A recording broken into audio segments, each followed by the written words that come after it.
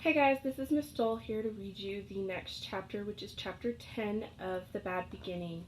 When we left off, Sunny was still hanging in the bird cage in the tower, and Klaus had just looked at his sister Violet, and she had her hair up in a ribbon, which means that she was inventing something. So I wonder if you had invented some of the things that you could have gotten Sunny out of her situation.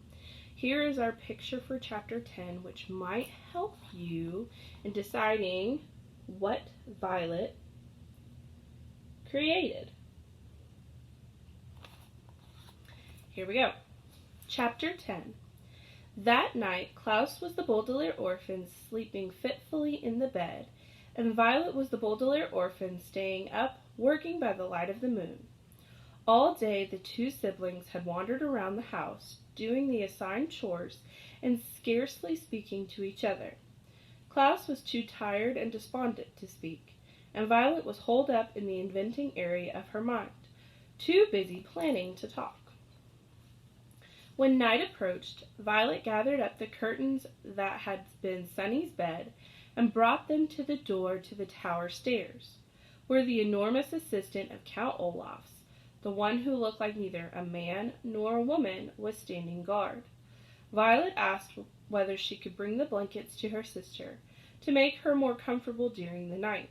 The enormous creature merely looked at Violet with its blank white eyes and shook its head, then dismissed her with a silent gesture.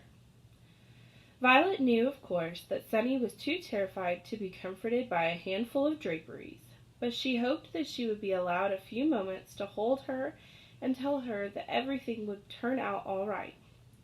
Also, she wanted to do something known in the crime industry as casing the joint.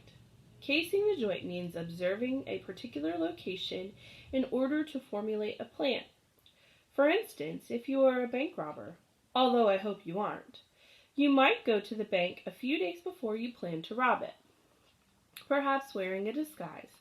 You would look around the bank and observe the security guards, cameras, and other obstacles so you could plan how to avoid capture or death during your burglary. Violet, a law-abiding citizen, was not planning to rob a bank, but she was planning to rescue Sunny and was hoping to catch a glimpse of the tower room in which her sister was being held prisoner, so as to make her plan more easily. But it appeared that she wasn't going to be able to case the joint after all. This made Violet nervous as she sat on the floor by the window, working on her invention as quietly as she could. Violet had very few materials with which to invent something, and she didn't want to wander around the house looking for more, for fear of arousing the suspicions of Count Olaf and his troop. But she had enough to build a rescuing device. Above the window was a sturdy metal rod from which the curtains had hung, and Violet took it down. Using one of the rocks Olaf had left in a pile in the corner, she broke the curtain rod into two pieces. Then she bent each piece of the rod into several sharp angles, leaving tiny cuts on her hands as she did so. Then Violet took out the painting of the eye. On the back of the painting, as on the back of many paintings, was a small piece of wire to hang on the hook. She removed the wire to use it to connect the two pieces together. Violet had now made what it looked like a sharp metal spider. Then she went over to the cardboard box and took out the ugliest of clothes that Mrs. Poe had purchased, the outfits the Baudelaire orphans would never wear, no matter how desperate they were. Working quickly and quietly, she began to tear those into long, narrow strips and to tie these strips together. Among Violet's many useful skills was a vast knowledge of different types of knots. A particular knot she was using was called the devil's tongue. A group of female Finnish pirates invented it back in the 15th century and named it the devil's tongue because it was twisted this way and that in the most complicated and eerie way. The devil's tongue was a very useful knot, and when Violet tied the cloth strips together end to end, it formed a sort of rope. As she worked, she remembered something her parents had said to her when Klaus was born, and again when they brought Sunny home from the hospital. "You are the eldest Baudelaire child," they had said kindly but firmly, "and as the eldest, it will always be your responsibility to look after your younger siblings. Promise us that you will always watch out for them and make sure they don't get into trouble." Violet remembered her promise and thought of Klaus, whose bruised face still looked sore, and Sunny dangling from the top of the tower like a flag, and began working faster. Even though Count Olaf was of course the cause of all this misery, Violet felt as if she had broken her promise to her parents and vowed to make it right. Eventually, using enough of the ugly clothing, Violet had a rope that was, she hoped, just over 30 feet long. I wonder if she could have estimated that. She tied one end of it to the metal spider and looked at her handiwork. What she had made was called a grappling hook, which is something used for climbing up the sides of buildings, usually for nefarious purpose. Using the metal end to hook onto something at the top of the tower, and the rope to aid her climb, Violet hoped to reach the top of the tower, untie Sunny's cage, and climb back down.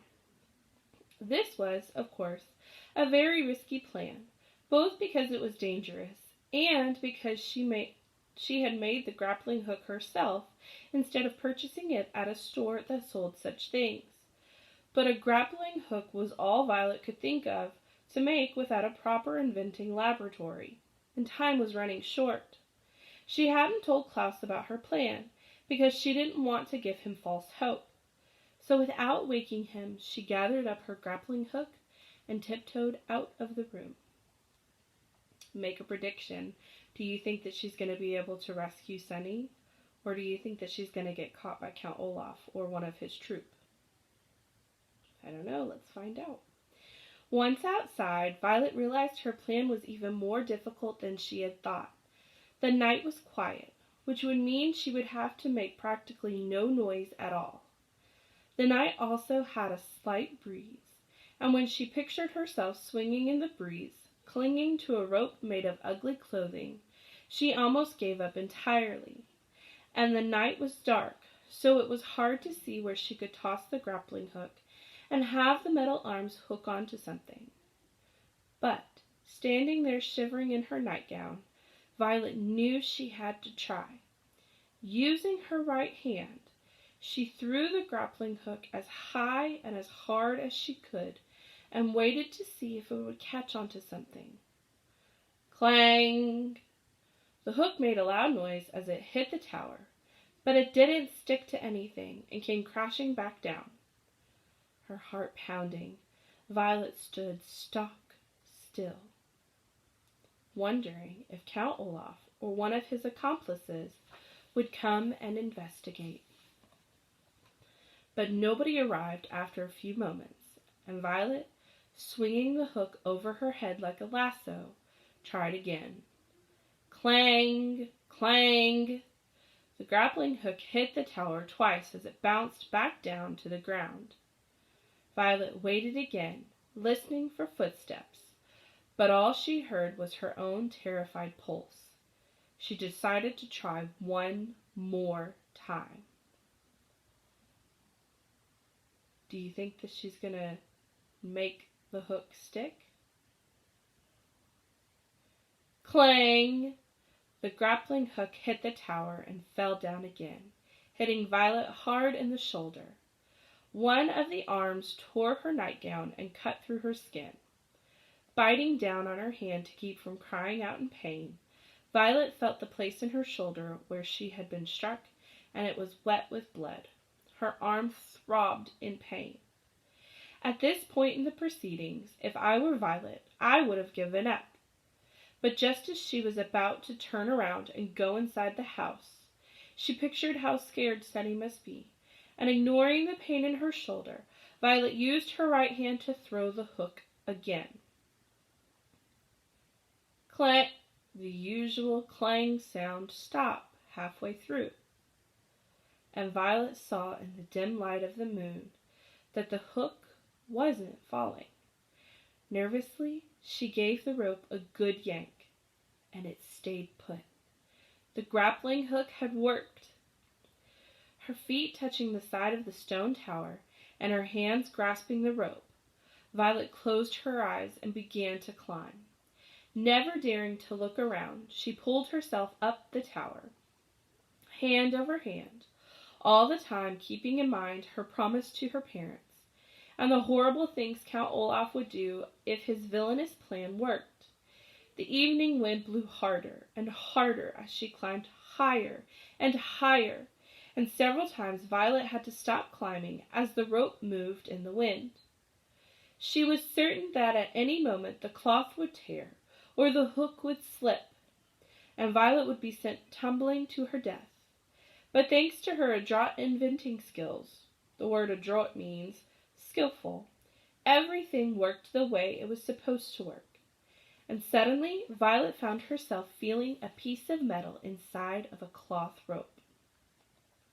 She opened her eyes and saw her sister Sunny, who was looking at her frantically and trying to say something past the strip of tape.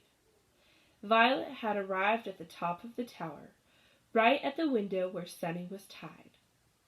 The eldest Baudelaire orphan was about to grab her sister's cage and begin her descent when she saw something that made her stop. It was the spidery end of the grappling hook, which after several attempts had finally stuck onto something on the tower.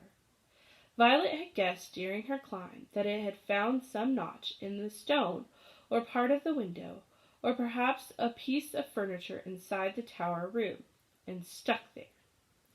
But that wasn't what the hook had gotten stuck on. Violet's grappling hook had stuck on another hook. It was one of the hooks on the hook-handed man, and his other hook, Violet saw, was glinting in the moon as he reached right toward her. I wonder what's going to happen to Violet and Sunny. She was able to get up there, but now they have to deal with the hook-handed man. I really am enjoying this. We only have a few more chapters left. I really hope that Violet, Klaus, and Sunny can find a way out of this horrible situation with Count Olaf. Again, I love that you guys are leaving comments. Make sure that you comment down below what you think of the book and what you think is going to happen next. Again, until next time, be safe and be healthy. I'll see you next time. Goodbye.